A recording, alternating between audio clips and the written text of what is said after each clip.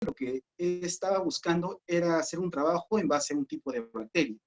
Pero descubrió que bueno, dentro de la placa Petri que vemos acá, observamos acá, bueno, lo que está sujetando es Fleming, encontró unas pequeñas contaminaciones de todas sus bacterias. Y al principio como que no le hacía caso, pero después empezó a investigar y se dio cuenta de que esta bacteria era un hongo y desde ahí este hongo sintetizaba y de ahí fue donde se descubrió la penicilina. Actualmente, bueno, es propiamente del género Penicillium, pero actualmente esta penicilina se ha vuelto ya sintética, ¿no? Otros tipos de ejemplos también de serendipia, por ejemplo, es el ejemplo del premio Nobel de 2008, de Osamu Shinomura, el cual, por ejemplo, descubrió una proteína fluorescente que actualmente lo utilizamos mucho, por ejemplo, en el estudio de células madre. Y esto, claro, fue accidentalmente también. ¿Por qué? Porque una noche que él estaba cansado, roció de casualidad ácido clorhídrico y descubrió esta proteína fluorescente. Puedo mencionar también un ejemplo de química que también me pareció muy interesante, la historia, acerca de Bohr, también cuando se le dio la idea de querer investigar acerca de la estructura o la configuración del átomo. Cuenta la historia de que él tuvo un sueño de cómo era esta configuración. Bueno, al día siguiente lo dibujó presurosamente y ese papel no le dio importancia y lo dejó tirado ahí, se traspapeló todo. Y se dio con la sorpresa de que esa estructura, bueno, ese dibujo que él había hecho era la estructura propiamente del átomo y es el cual lo conocemos actualmente. Otro ejemplo, si es que hablamos también de historia, es, por ejemplo, el descubrimiento de América también por Colón. Él no es que dijo, voy a descubrir América de frente, sino que él quiso ir hacia las Indias y de casualidad se topó con una isla. Y después, claro, después descubrió, bueno, se dio cuenta de que es el continente americano. Entonces, ya dejamos hablar de serendipia. Ahora hablemos específicamente de lo que es el conocimiento científico. Este conocimiento científico es considerado un conjunto de hechos, verificables y sustentados en evidencias. Estos generalmente son procesados puede ser por un investigador, por un grupo de investigadores, o puede ser por todo un país. ¿En base a qué? A un problema. A un problema. Por ejemplo, puede ser, por ejemplo, el último problema de la pandemia que tenemos actualmente. Entonces, buscan entre todas las teorías, entre todas las investigaciones que hemos realizado, cómo es que se puede realizar quizás un diagnóstico preventivo o quizás cómo preparar una vacuna. Entonces, ahí es donde se empieza a plantear un problema. Y es ahí donde empieza el problema de la investigación. Este problema de investigación va a tener ciertas delimitaciones. Va a formarse una hipótesis de investigación y va a tener un diseño propiamente, que lo vamos a ver más adelante. Cada uno de estos características propias de la investigación que nosotros le anotemos, nos va a resultar nos van a facilitar unos datos, y los cuales esos datos nosotros los vamos a analizar punto por punto. Y esos datos analizados vienen a ser los resultados. Estos resultados, bueno, después de hacer una discusión propiamente, va a terminar en una publicación de resultados. Y lo importante de todas estas investigaciones es que por más pequeña investigación que tengamos, lo primero que debemos hacer es reportarlo a la comunidad científica.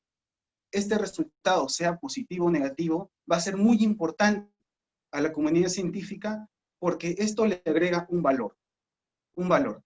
Y al agregar un valor a la comunidad científica, va a provocar que aumente el conocimiento científico. ¿Y qué va a generar? Nuevos conocimientos, va a generar nuevos problemas. Y si es que es, por ejemplo, un estudio básico, lo que va a generar es que sea que los futuros estudios o nuevos estudios sean todos aplicados. Un ejemplo particular lo vamos a ver dentro de unos instantes también. Entonces, el conocimiento científico es un conjunto ordenado, comprobado y sistematizado de saberes obtenidos de forma metódica y sistemática, a partir de estudios, observaciones, experimentación y análisis de fenómenos o hechos. El conocimiento científico, como lo conocemos, sabemos que es crítico, porque distinguimos entre lo cierto y lo falso. Es fundamentado porque, consta de pruebas y datos. Además, como siguiente punto, es metódico porque se vale de métodos de investigación que le dan rigor a este estudio. Es verificable porque se comprueba mediante la experiencia y la información disponible. Es sistemático porque, lleva un orden, una norma que debemos seguir. Es objetivo porque sus hallazgos tienen un valor general, no es individual o subjetivo. Es racional también el conocimiento científico porque es fundamental en el cual tiene que tener la razón y la inteligencia. Debe ser consciente de sus límites y de las posibilidades de fallar. Con esto quiere decir de que siempre cuando nosotros nos planteemos cualquier tipo de proyecto, empecemos por objetivos a corto plazo y no de frente nos vayamos a lo máximo. Quizás, por ejemplo, imaginemos en el descubrimiento, por ejemplo, de un fármaco inhibidor contra un virus. No nos vamos a ir, por ejemplo, de frente al tratamiento clínico, sino que inicialmente vamos a hacer un estudio preliminar en células. Cuando hablamos, por ejemplo, de que el conocimiento científico es provisorio, quiere decir de que se renueva y se reevalúa como parte de un proceso en construcción. Y explicativo, porque explica hechos, fenómenos de la realidad y la naturaleza mediante leyes o principios que son comunes y constantes. Existe quizás, y lo que estamos viendo en este momento, una diferencia entre un conocimiento científico y un conocimiento popular. Eso lo vamos a ver para todas las áreas de la investigación. Un conocimiento científico es producto de la investigación. En cambio, un conocimiento popular es producto de una opinión y experiencias de los individuos. En el caso, por ejemplo, de mi área de investigación, que cuando estuve en el departamento de virología, cuando nosotros empezamos a investigar acerca de una planta, lo primero que hice, fue viajar a un departamento, en este caso de Amazonas, y escuché por mismas opiniones de los pobladores, por los comentarios de los pobladores, de que esta planta tenía muy buenas propiedades inhibitorias, por ejemplo, contra la fiebre amarilla. ¿Ya? Y claro, eso, por ejemplo, es una opinión del pueblo, porque hasta ese entonces no había sido probado. Además, en el caso del conocimiento científico, se adquiere mediante una metodología. Debe ser objetivo, debe cumplir unos ciertos tipos de normas, de pasos, y debe ser verificable. En cambio, el conocimiento científico, el conocimiento popular, es de forma no intencional y se transmite de generación en generación. Un conocimiento científico es falible. Puede fallar o puede equivocarse en hipótesis. Por ejemplo, de las opiniones que decían los pobladores de que esta planta era un muy buen antiviral contra fiebre amarilla. Si nosotros lo comprobamos científicamente, puede ser verdadero o puede ser falso. Y damos un reporte. En cambio, para el conocimiento popular, esa planta siempre va a ser buena contra la fiebre amarilla. La fiebre amarilla. Si nosotros, es no verificable en el caso del conocimiento popular. Puede ser verdadero, puede ser falso. Y damos un reporte. En el caso del conocimiento científico es provisional y sujeto a constante revisión. Y en el caso del conocimiento popular es base, bueno, y acá es una parte muy importante de lo que les estaba mencionando. Es la base principal para crear el conocimiento científico. O sea, a base de una opinión de los pobladores, en el caso de los antivirales, dio pie a hacer una investigación. Entonces, este último ítem es muy importante. A ver, entonces ahora hablemos un poquito acerca de lo que viene a ser la epistemología. La epistemología, bueno, lo conocemos desde la Grecia antigua, es una rama de la filosofía. Su objeto de estudio es el conocimiento y se ocupa de problemas tales como las circunstancias históricas, psicológicas y sociales, que llevan a la obtención del conocimiento. Pero hasta ese entonces se conocía propiamente lo que era la teoría del conocimiento. Sin embargo, a partir de la era del Renacimiento, ya sea con los pensadores Galileo Galilei, Newton y Descartes, surge en el Renacimiento lo que es la teoría del conocimiento científico. Aparece como conocimiento, análisis y síntesis de distintos tipos de fenómenos. Y esto visto de distintos tipos de áreas, desde el científico, desde la filosofía. Entonces, a partir del Renacimiento, existen pensadores, como por ejemplo Karl Popper, que ellos, por ejemplo, sostienen que la finalidad de la ciencia es la verdad, por ejemplo. Popper, por ejemplo, delimita, bueno, menciona que el éxito de la ciencia es la capacidad para desenmascarar las doctrinas engañosas y repudiar las teorías inconsistentes. Por otro lado, otro personaje también muy importante de la filosofía es Jean Piaget, por ejemplo. Él sostiene de que la finalidad de la ciencia es que ésta debe madurar con respecto al tiempo, debe desarrollarse y madurar. Él, por ejemplo, en uno de sus postulados menciona que el conocimiento se da a través de las estructuras cognitivas, que tiene su periodo de desarrollo y maduración. El ser humano, propiamente, emplea sus estructuras cognitivas, los sentidos en este caso, para seleccionar e interpretar activamente la información procedente del medio para construir su propio conocimiento. Y, por otro lado, tenemos a Thomas Kuhn. Él, por ejemplo, bueno, él dentro de uno de sus postulados postula que el desarrollo de la ciencia está está influenciada por un conocimiento anterior, estableciendo en teorías y leyes, creadas por un grupo de científicos o especialistas. En este caso, la comunidad científica. Entonces, ¿es posible alcanzar el conocimiento científico de alguna verdad? Si la respuesta es no, eso quiere decir que es escepticismo. Eso quiere decir que es un conocimiento incrédulo, que de falta de confianza y nada firme.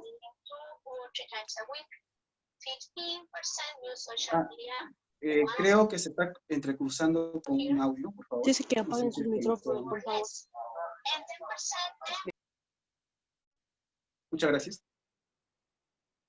Y si es que, por ejemplo, en la búsqueda de la verdad es positiva, ¿no? Bueno, ¿con qué medios cognitivos, capaces de conocer en este caso, utilizamos el uso de los sentidos? Y ahí, por ejemplo, donde vemos la línea del empirismo. Este se basa básicamente en lo que son las experiencias, en la búsqueda de la verdad. Y todo tipo de comportamiento acá es aprendido. Si vemos por el lado del racionalismo, acá, por ejemplo, hace uso de la razón, la deducción, y todo tipo de comportamiento acá es innato. Si es que hablamos, por ejemplo, si es que hacemos la búsqueda del conocimiento de alguna verdad, y si es que la respuesta es positiva, ¿cuál es el objeto de esta verdad? Si es que se basa básicamente en unas ideas internas, estamos hablando de un idealismo. Esta corriente se basa en cosas ideales. ¿Cómo sería cómo es que una persona piensa que debería ser un área en específico? Y si es que hablamos, por ejemplo, de realismo, estos, por ejemplo, son más pragmáticos y, o sea, más reales. Entonces, el conocimiento científico, ¿qué es lo que persigue? El conocimiento científico de por sí persigue entender y explicar con objetividad, rigurosidad y precisión las causas de los fenómenos, descubrir las relaciones entre los fenómenos, establecer las leyes y principios que obedecen a dichos fenómenos, comprender los procesos o leyes que rigen la naturaleza, establecer conclusiones de validez universal. Además de ello, dentro del conocimiento científico también vamos a utilizar dos tipos de áreas también. Uno de lo que son el conocimiento tácito propiamente. Este conocimiento tácito es algo inconsciente, algo intuitivo. Como por ejemplo, se lo podríamos definir como que es un mecanismo que lo hacemos sin darnos cuenta. Como por ejemplo, lavarnos los dientes, quizás manejar el automóvil, o hasta, por ejemplo, sujetar cualquier tipo de cosa, como por ejemplo puede ser un Erlenmeyer, quizás un cuaderno. La manera como lo sujetamos es propiamente porque ya lo aprendimos con anterioridad y ya se ha hecho ya algo mecánico. Ese, por ejemplo, es un tipo de conocimiento tácito. Si es que hablamos del otro tipo de conocimiento, que es un conocimiento explícito, estamos hablando de algo ya consciente. Algo que necesita ser aprendido, adquirido. Como, por ejemplo, el hacer, por ejemplo, una metodología en un nuevo laboratorio. Quizás el armar un proyecto. Todo eso viene a ser un tipo de conocimiento explícito. Algo que recién lo vas a aprender. Es estructurado y bien esquematizado. Dentro de lo que vienen a ser también el conocimiento científico, vamos a encontrar dos tipos de versos muy importantes. Uno, lo que es la correlación, y el otro, que es la causalidad. La causalidad, bueno, acá lo defino dentro de este dibujito. La causalidad es, bueno, inicia con una causa que genera un efecto. Acá, por ejemplo, vemos el ejemplo de la olla. La olla, por ejemplo, si la hervimos, o sea, el hecho de hervir la olla, ¿qué es lo que va a generar? Va a generar vapor. Y por ende, si es que no lo atendemos, se puede desbordar el agua y cae. Producto del vapor en este caso. Y la correlación. La correlación, por ejemplo, cuando dos o más eventos aparentan estar relacionados. Por ejemplo, en verano, ¿qué es lo que sucede? Sube la venta de helado, porque es un producto fresco. Y también lo que pasa, suben los números de quemados, producto del sol. Por ejemplo, de las personas que se van a la playa y se exponen mucho tiempo al sol, en verano salen con quemaduras en la piel. Entonces, por ello la correlación no siempre es causalidad. Eso no quiere decir de que en días soleados la gente es más propensa a comer helado o quemaduras. Uno, en este caso, el comer helado no siempre está relacionado con las quemaduras. Uno no causa al otro, en este caso. En conclusión, entonces, el conocimiento científico propiamente inicia con lo que viene a ser la investigación científica.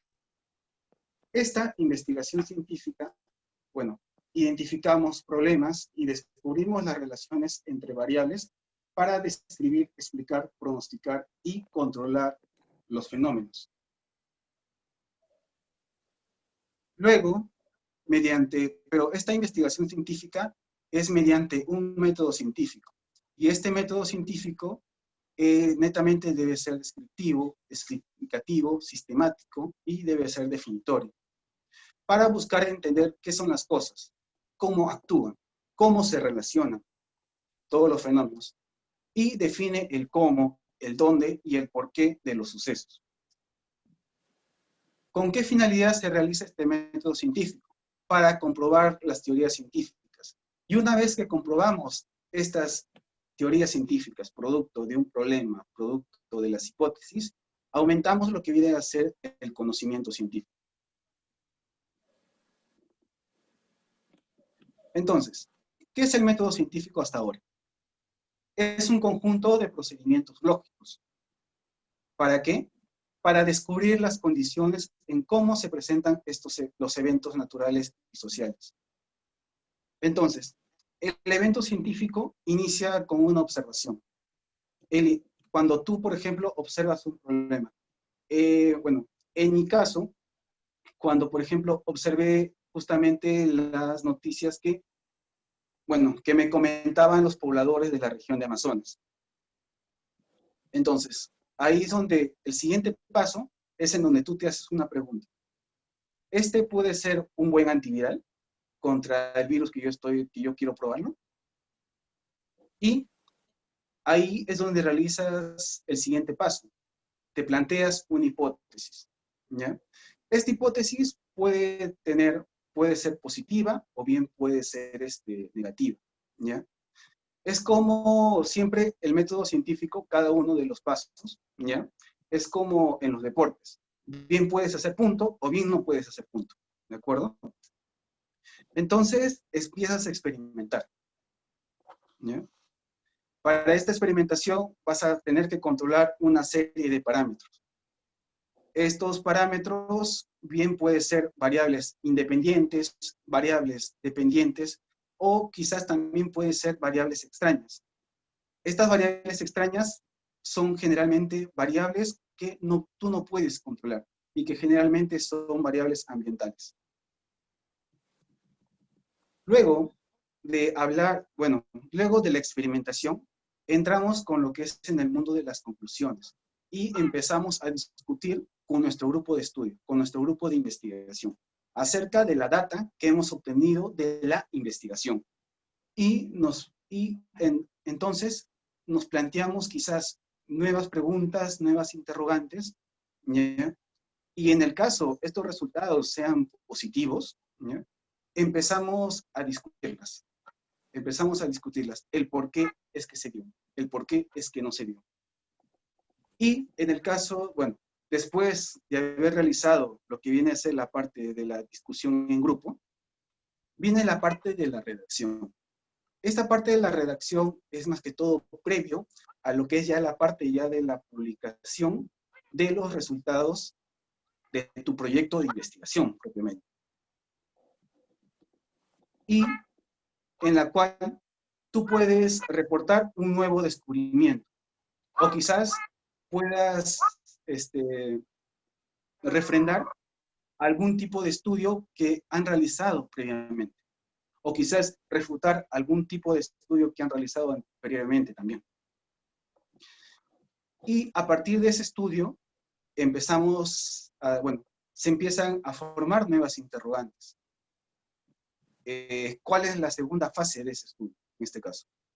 En mi caso, por ejemplo, cuando estábamos realizando el estudio de antivirales, nosotros, por ejemplo, demostramos que esta planta tiene propiedades antivirales.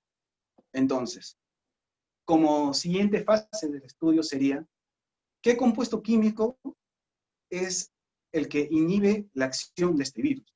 Y ese ya es prácticamente el inicio de un nuevo proyecto. Y ahí es donde empieza nuevamente el juego, propiamente.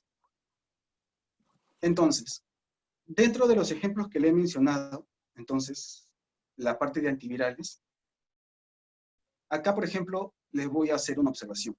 Bueno, mi observación fue que los pobladores reportan que consumiendo una planta X se alivian contra la fiebre amarilla, ¿ya? Yo, por ejemplo, cuando ingresé, por ejemplo, al campo de la virología, me interesó mucho, por ejemplo, el virus Zika, ¿ya? Y al encontrar este dato, por ejemplo, de que esta planta es un muy buen antiviral contra la fiebre amarilla, ¿ya? Yo me pregunté, si es que estos dos virus ¿ya? Tanto el Zika y la fiebre amarilla pertenecen a la misma familia. Entonces, puede ser de que esta planta X tenga propiedades antivirales o tenga propiedades inhibitorias contra el virus Zika. Y entonces ahí es donde yo me planteé la siguiente pregunta. ¿Esta planta X tiene actividad antiviral contra Zika? Y entonces mi hipótesis fue, la planta X tiene actividad antiviral contra Zika virus. O la planta no tiene actividad contra Zika virus. Entonces realicé una serie de experimentaciones, ¿ya? Evalué el extracto de distintos tipos de concentraciones, me salieron unos resultados, ¿ya? Pero uno siempre en investigación no se debe quedar con el primer resultado, porque bien el primer resultado te puede salir de que no es un antiviral, de que no ha surtido ningún tipo de efecto, o que no tuvo ningún tipo de actividad antiviral, ¿ya?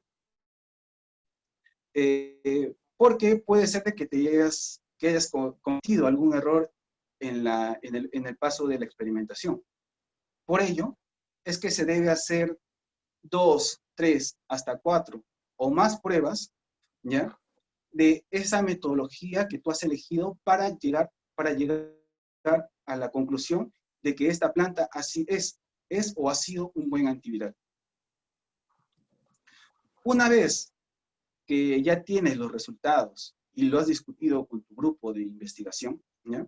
Empieza la parte de la redacción.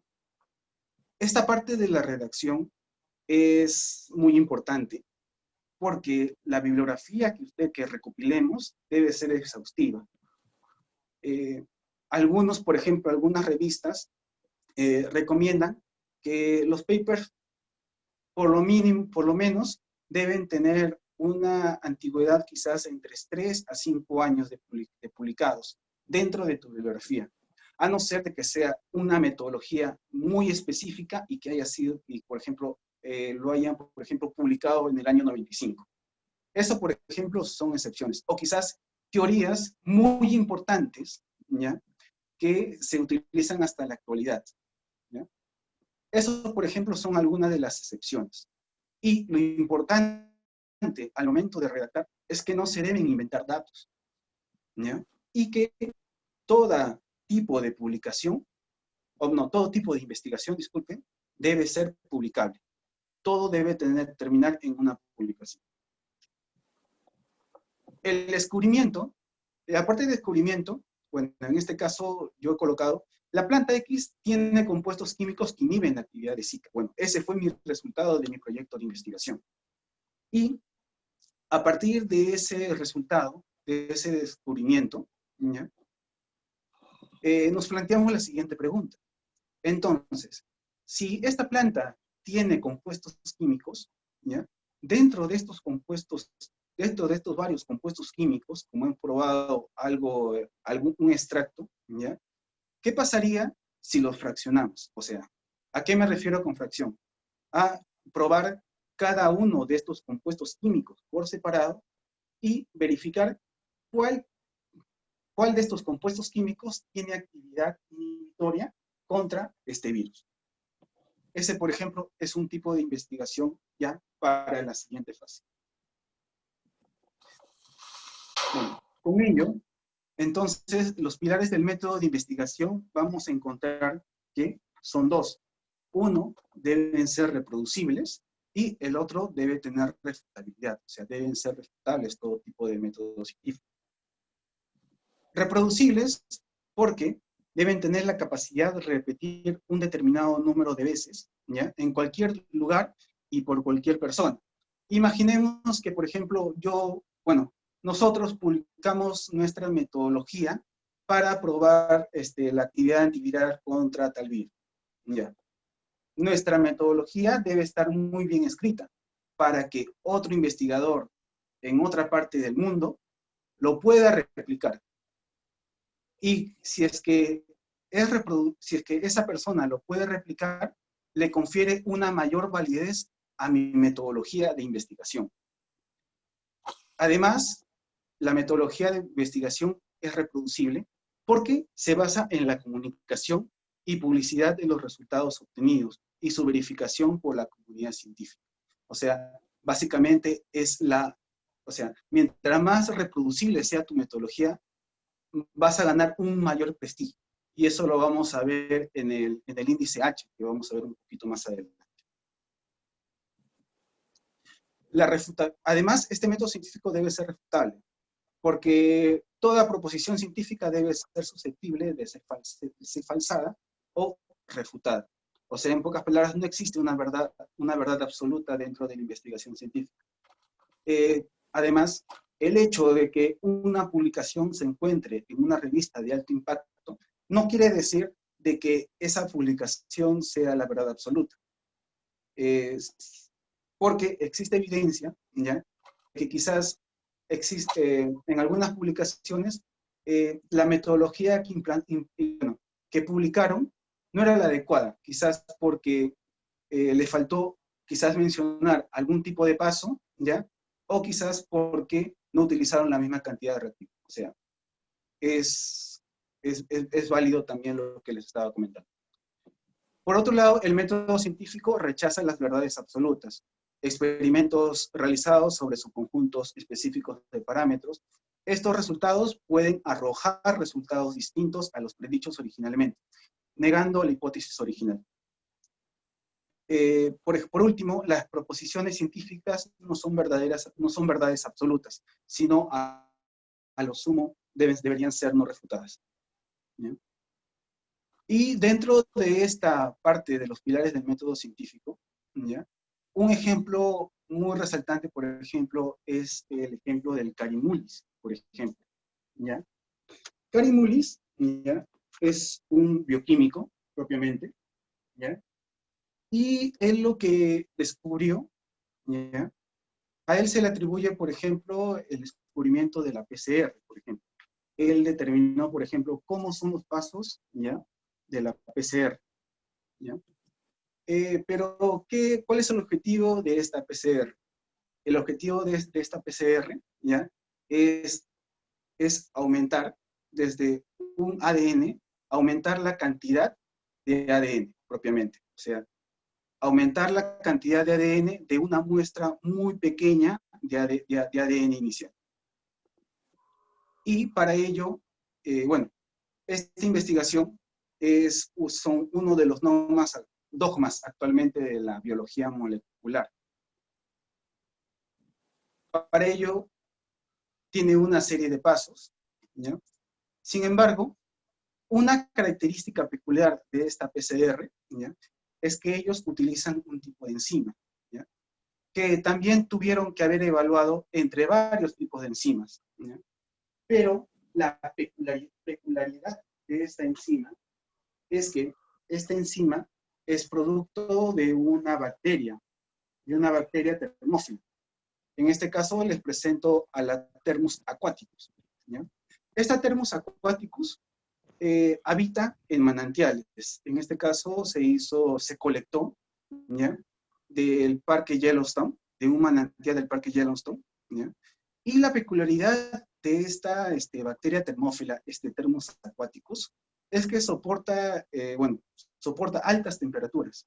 Y lo peculiar de ella, ¿ya?, es de que fue exactamente esta enzima, la DNA polimerasa, ¿ya?, la que utilizamos actualmente para hacer nuestra PCR. O sea, en pocas palabras, tuvieron que haber hecho evaluaciones de varios tipos de enzimas para lograr este producto final, que es la PCR que conocemos actualmente. Otro punto importante que les quiero mencionar también es la pseudociencia, ¿ya? La pseudociencia es una creencia, ¿ya?, o práctica que no sigue el método científico. Es algo no fiable y que carece de investigación científica, propiamente. Son afirmaciones vagas, contradictorias, exageradas e infalciables. Tienen poca disposición por parte de sus seguidores a aceptar evaluaciones externas de expertos. Y también presenta ausencia de procedimiento sistemático para el desarrollo racional de estas teorías. Con ello, además dice que No todo, bueno, por otro lado, no todo descubrimiento tiene un valor práctico. Además, no todo descubrimiento tiene un valor práctico de inmediato, ¿ya? Y además, no es de búsqueda rápida y sencilla, sino que además, para hacer investigación, necesitamos de sacrificio y también de interés por hacer ciencia. Con ello me lleva también a mencionarles acerca de los niveles de investigación. Dentro de la investigación tenemos dos niveles, empezando por la parte básica, donde su objetivo es aportar conocimientos dentro de una área determinada de la ciencia. Esta persigue la enunciación de leyes o teorías que fundamentan la existencia de los fenómenos estudiados, como por ejemplo, el descubrimiento de la rueda, ya de la rueda de piedra. Esto, por ejemplo, fue revolucionando el transporte que conocemos hoy en día. No solamente transportaba inicialmente lo que colectaban los hombres en ese entonces, sino que actualmente también transportan personas, ¿ya? Y a eso conocemos ahora como el nivel de investigación aplicada, en donde su objetivo es estudiar los conocimientos descubiertos y conclusiones de la investigación básica, ¿ya? Trabaja con los resultados de la investigación básica con el fin de utilizarlos en beneficio de la sociedad. Y claro, si es que hablamos de la rueda de piedra inicialmente, ¿ya? Entonces, actualmente, ¿qué es lo que conocemos? Conocemos, por ejemplo, los aviones, conocemos los autos, los tractores, todos ellos. Es la evolución a partir de la rueda de piedra que descubrieron inicialmente. Uno de los enfoques, ¿ya?, que vamos a ver dentro de estas sesiones va a ser dos tipos de enfoques. El enfoque cuantitativo y el enfoque cualitativo. Aunque, desde hace varios años también se utiliza ambos tipos de enfoques, el cual se le denomina el enfoque mixto, ¿ya? Dentro del enfoque cuantitativo, es utilizado en procesos, más que todo, cuando se va a medir algo. Y en estudios cualitativos son netamente estudios relacionados a estudios sociales. Y la investigación, el enfoque cuantitativo, investiga con mediciones numéricas basados en mediciones de parámetros. Y el enfoque cualitativo, por ejemplo, se basa en la investigación sin mediciones numéricas, ya sea encuestas, entrevistas, descripciones, reconstrucción de los hechos, todo eso lo vamos a ver en las próximas sesiones.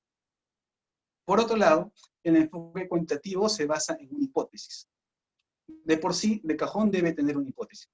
En cambio, el enfoque cualitativo no es muy necesario la presencia de una hipótesis.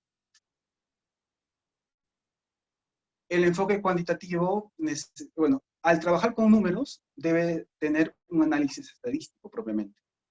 Y el enfoque cualitativo, su alcance es entender las variables que intervienen en el proceso más que medir y acotarlo. El enfoque cuantitativo es deductivo, mientras que el enfoque cualitativo es inductivo. Entonces, acá les presento un ejemplo de enfoque cuantitativo. Eso quiere decir que partes de algo general hacia una conclusión, hacia algo general, algo específico.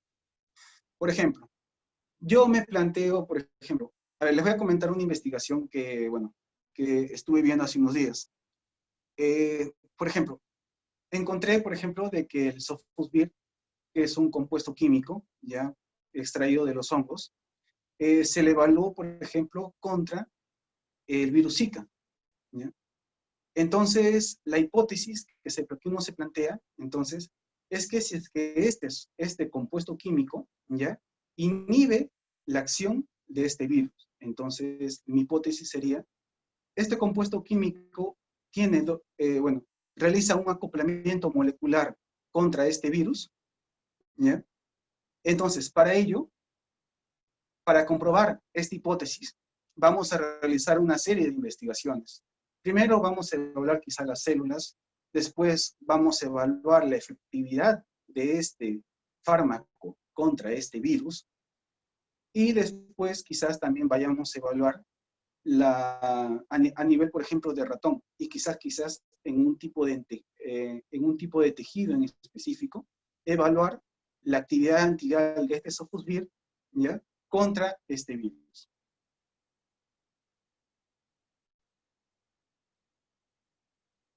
Por otro lado, el enfoque cualitativo, ¿ya?, es una idea, ¿ya?, más que todo es una suposición.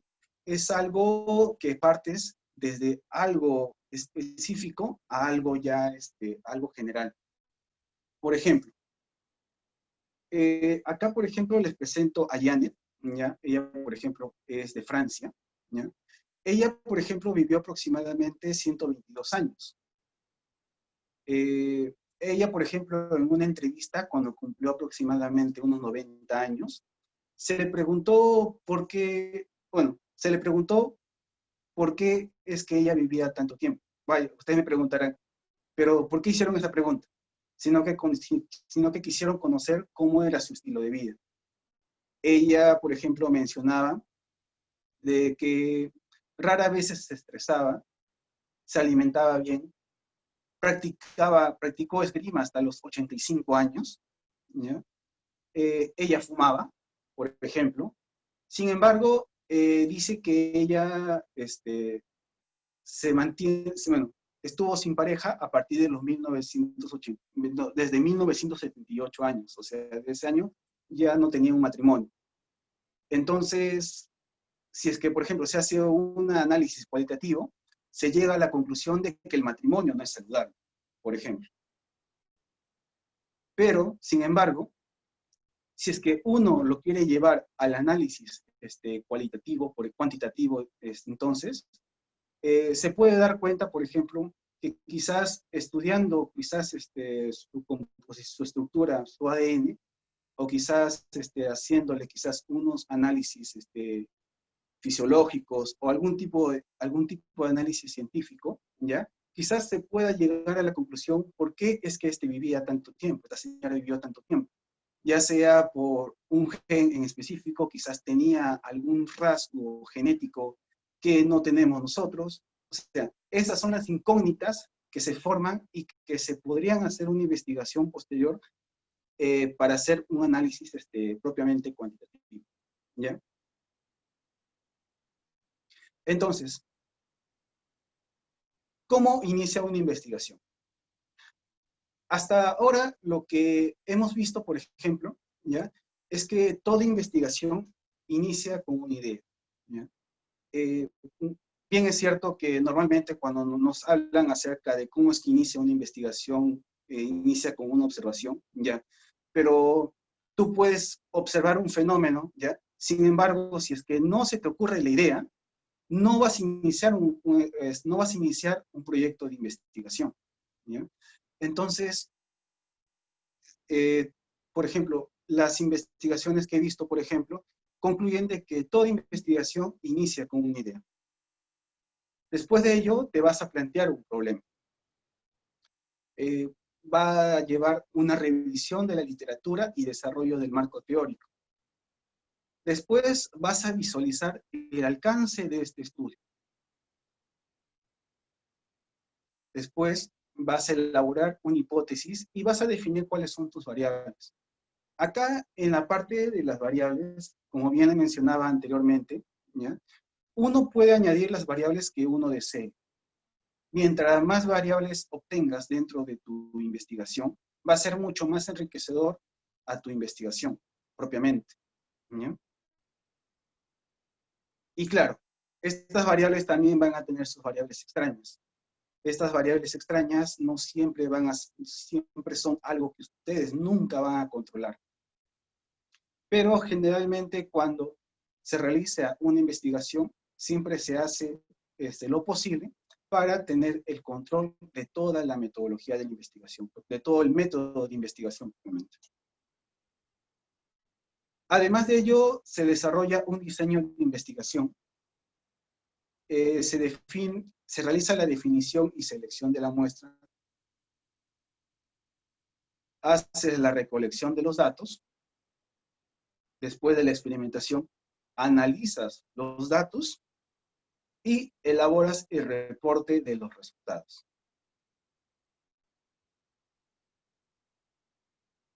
Entonces, antes de que iniciemos entonces a redactar tus ideas, debes saber lo siguiente, ¿ya?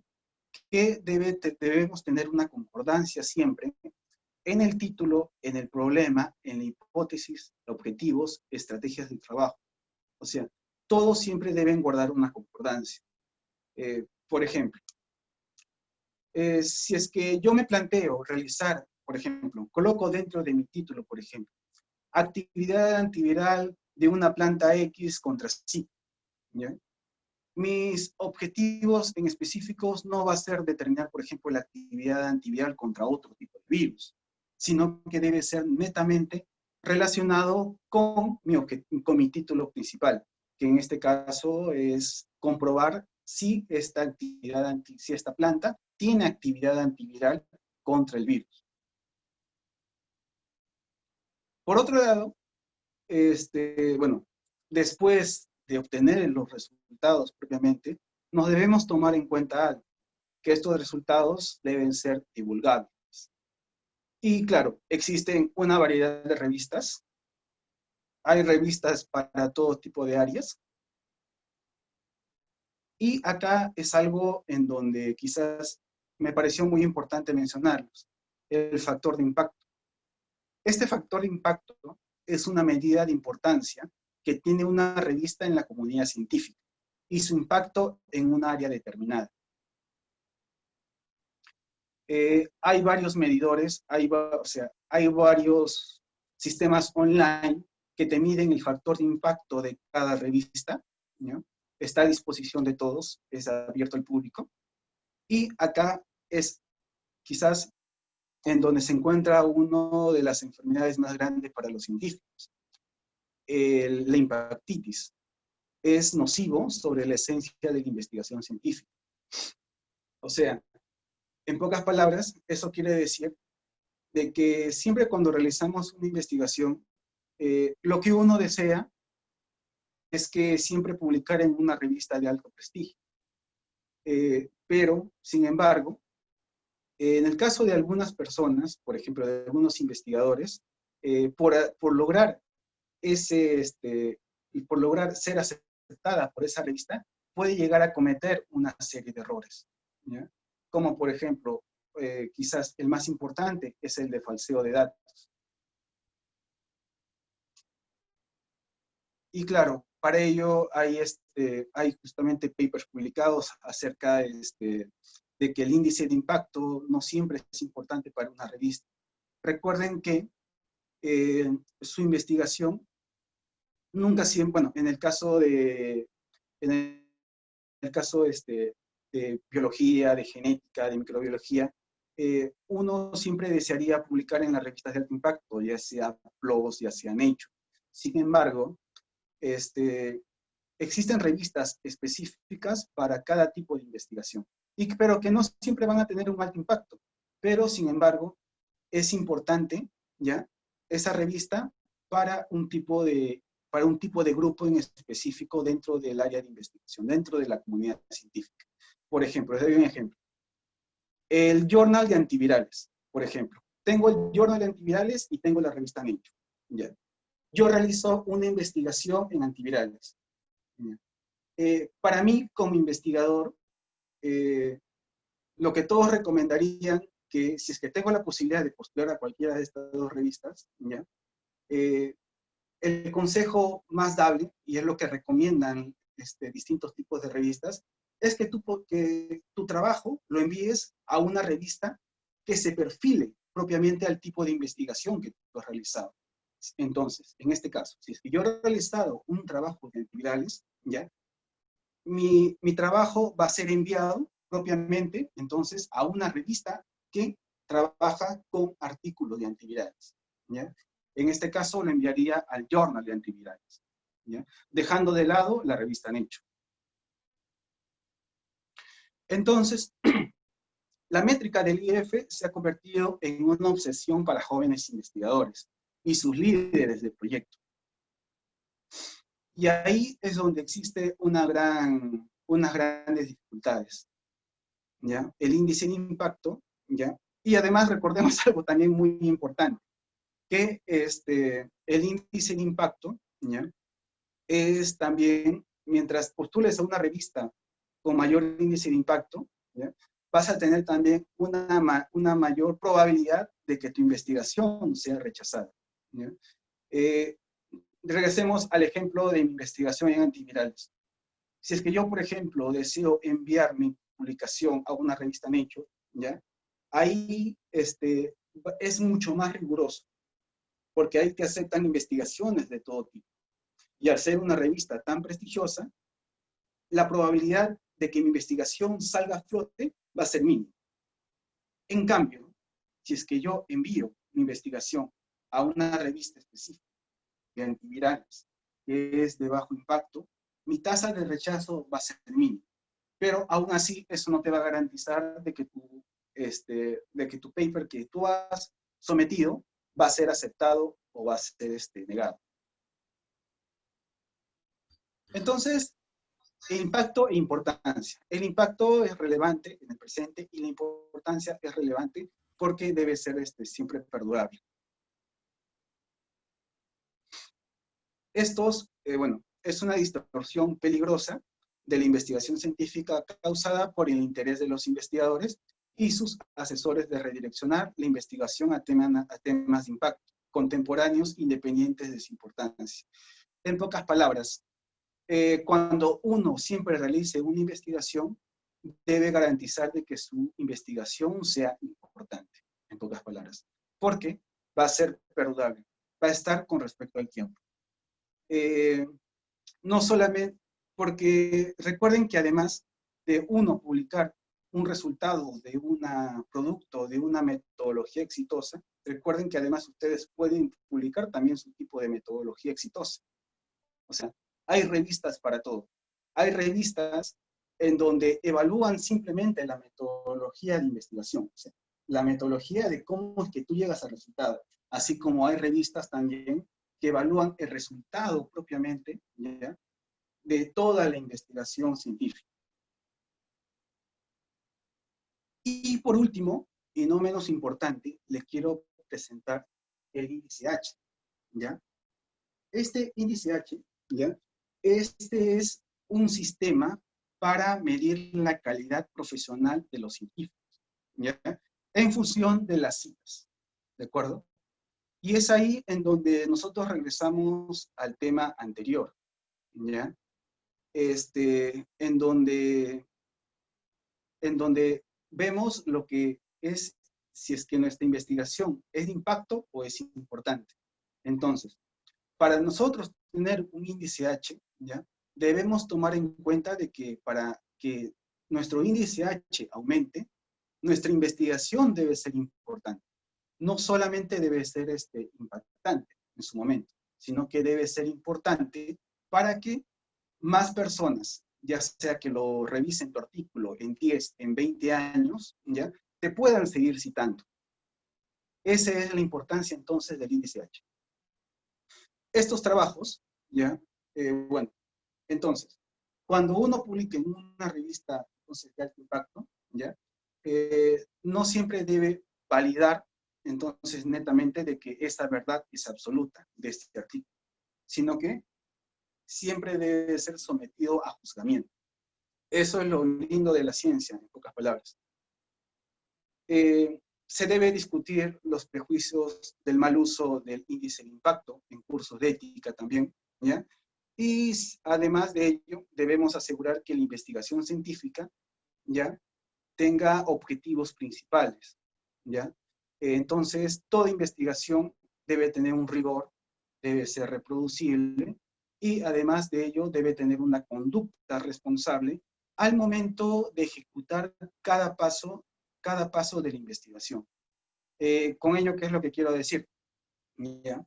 Imaginemos que, por ejemplo, estás haciendo una investigación en ratones, ¿ya? Debes pasar un comité de ética previamente para realizar esta investigación, ¿ya? No te puedes saltar, no te puedes saltar de este comité de ética. O sea, no puedes ir a experimentar de frente con los ratones, ¿ya? Y después pedir permiso, porque eso es éticamente eso no es nada ético. Y reitero nuevamente, toda investigación debe ser reproducible, no solamente por nosotros, sino por un investigador X que se encuentre quizás en otro continente.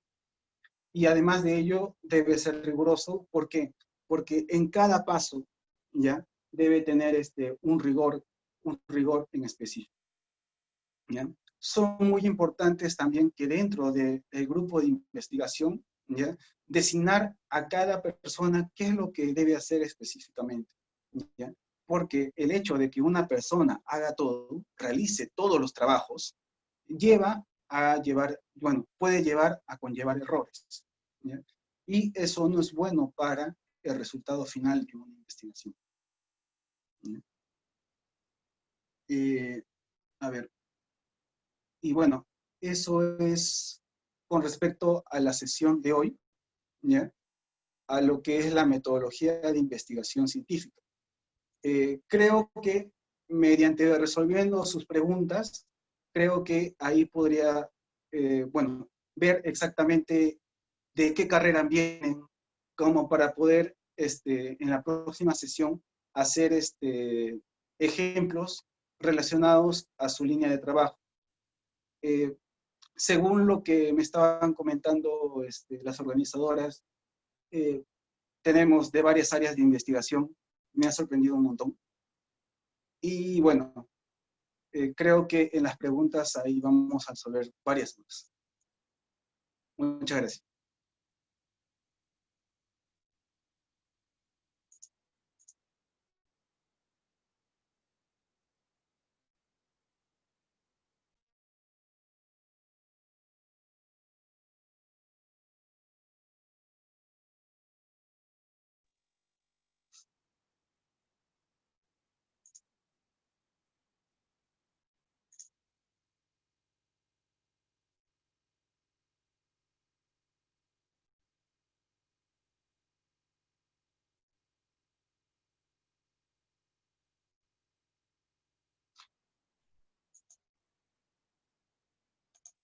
A ver, déjeme por favor revisar la bandeja entonces de preguntas. Parece que lo tenemos acá.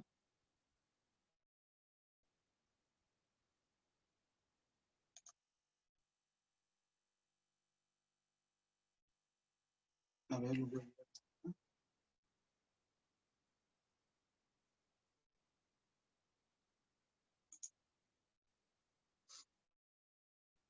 Marilyn, una consulta. ¿Tenemos preguntas? Me parece que no hay preguntas. No sé si alguno de ustedes, de los participantes, quisiera realizarlas. Puede activar su micrófono, de ser el caso. Buenas noches, nos han mandado un link para registrarnos. Lo que sucede es que no se puede. Necesitamos permiso para acceder.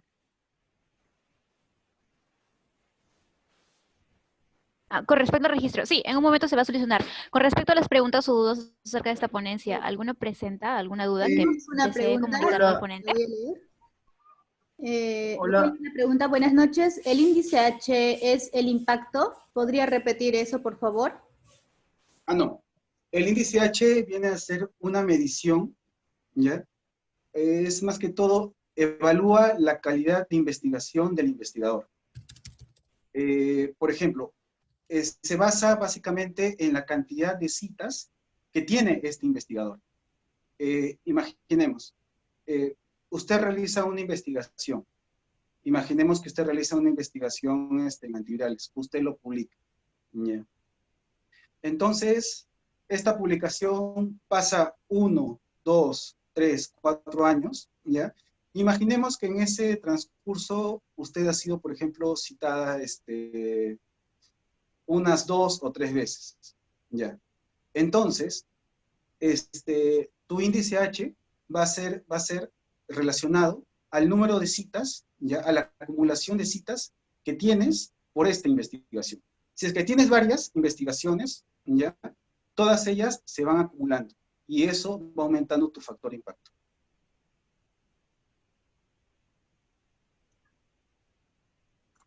Hola, hola, ¿qué tal? Buenas noches. Tenía una pregunta. ¿quiénes son o cómo es que el investigador se entera de que alguien lo ha citado?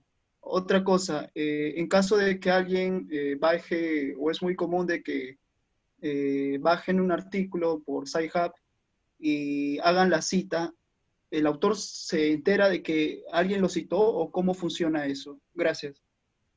Ya, a ver. Generalmente cuando hablamos de citas, por suerte es un mundo, es una aldea global todo esto, todo está conectado. Cuando tú subes tu publicación, ya subes ya con una dirección propiamente. Y esa dirección es generalmente el DOI, ¿ya? Y bueno, este DOI es propiamente algo así como tu código de barras de tu investigación, ¿ya? Entonces, tú, por ejemplo, cuando dentro de tu investigación que realizas, por ejemplo, citas quizás a 1, 2, 3 investigadores, ¿ya? Tú cuando lo subes a la revista, a tu revista de interés, ¿ya? Ya que todo está sistematizado, al leer ya sea la referencia de los autores, o el autor principal, o bueno, los autores en global, o quizás la referencia de esta dirección del DOI, automáticamente ya sube ya el sistema y eso ya lo contabiliza dentro de dentro de la red que en este caso es la base de datos. Existen varios tipos de bases de datos, ¿ya? Sin llegar tan lejos, por ejemplo, cuando, por ejemplo, entramos, por ejemplo, al Google Scholar, por ejemplo, un buscador muy usado por todos, ¿ya? Digitamos, por ejemplo, la palabra definición de Zika virus, o, por ejemplo, actividad antiviral de ciclovir. Ahí, dentro de a ver, les voy a enseñar un ejemplo, mejor. Dentro del mismo buscador, ahí te aparece, una opción en donde te dice cuántas veces es que ha sido citado este autor. ¿Ya? Y, bueno, lo lees y ahí te dice que, por ejemplo, este autor ha sido citado en aproximadamente 40 artículos. ¿Ya? Entonces, es así como es que realizan ese conteo ese conteo de esa investigación, por el simple hecho de que todo ya está dentro del sistema y todo ya está relacionado con todos los sistemas, con todos los sistemas dentro del mundo científico o dentro de los grupos de las revistas científicas. ¿Ya? Voy a abrir uno de estos.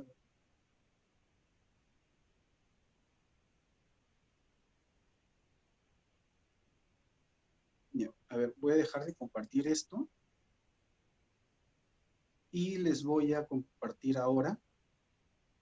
Uy, parece que el sistema... A ver.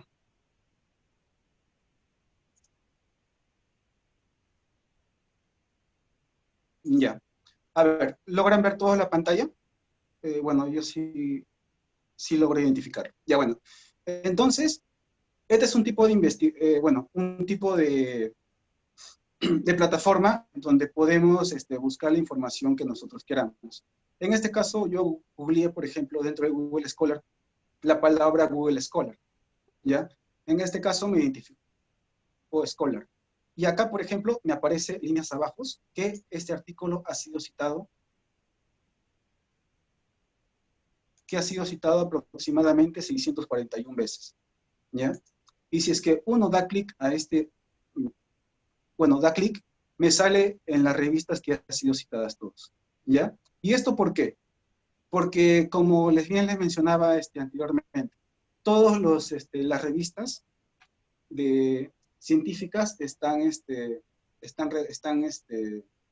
sincronizadas. Entonces, cuando uno menciona una bibliografía dentro de su investigación, automáticamente le va sumando, ¿ya?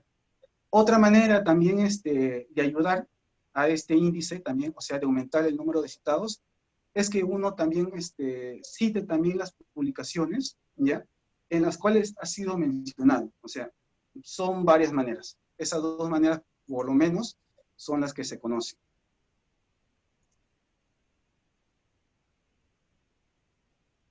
No sé si tenemos alguna pregunta más por ahí. Disculpa, no me quedó muy claro la idea. Por ejemplo, si yo estoy, no sé, trabajando en un artículo y ya me he bajado un artículo de X revista, hago la cita y ¿se registra eso? No, en este caso se cita recién cuando la publicación ya está hecha. Otro Ok. tipo de, bueno, existen otros tipos de índice también, de descargas también, pero esos, bueno, son otros tipos de conteos, ¿ya? Pero específicamente para contabilizar, bueno, el índice de citados, ¿ya? Es básicamente cuando la publicación ya se ha realizado y ha citado a ese artículo del cual se han basado previamente. Ah, ok. Una vez publicado la revista ya se encarga de registrar eso y el autor ya le llega la cita. Ah, entonces ya te entendí. Muchas gracias. Sí. Pero previamente a ello también, uno debe también citar según el tipo de bibliografía que te pide la revista. Ya sea APA, Vancouver, ISOs, se debe tener un registro muy detallado de ello también.